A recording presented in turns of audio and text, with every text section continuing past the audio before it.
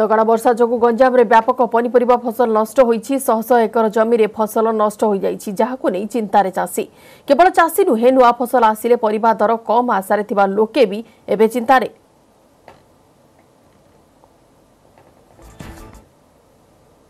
शेरगढ़ अंचल गोठ गाँव में व्यापक फसल नष्ट होता अभियोग होती सेठाकार किसी चाषी अच्छा कौन कहे ए दिगरे सीधा सड़क पचारा कौन कहे आज्ञा केते दिन है वर्षा होची अमल समय रे कौन आदाय हो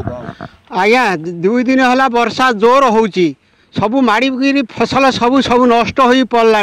सब कढ़ आसवा समय रे सब पोचका हो गला सब कौन करू सब मरीगला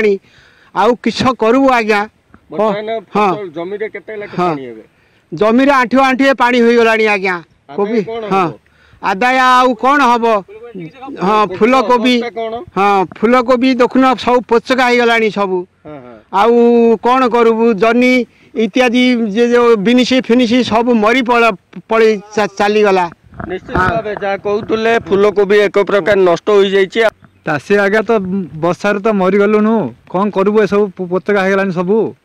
आ कौन करू आम केवल फूलकोबी ना फूलकोबी जन्नी बिनिसी कटिकी अलड़ी सब विभिन्न प्रकार आदाय केमिति हबो आदाय हबनी आज्ञा आपण कौन कहबे आज्ञा केते कष्ट रे चाष करथिले केमिति आदाय ज्येष्ठ आषाढ़ मासठू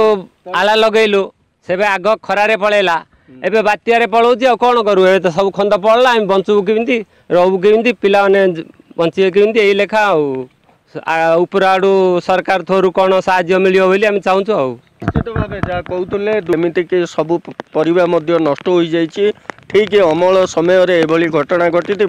एठाकार चाषी मैंने अभियोग करथिया बेले निश्चित भाव आमे आशा करूँ कृषि विभाग यही घटनार आकलन करी क्षतिग्रस्त चाषी मानू सहायता जोगाई देबारे सक्षम होब। गंजाम जिला शेरगढ़ अजित दास।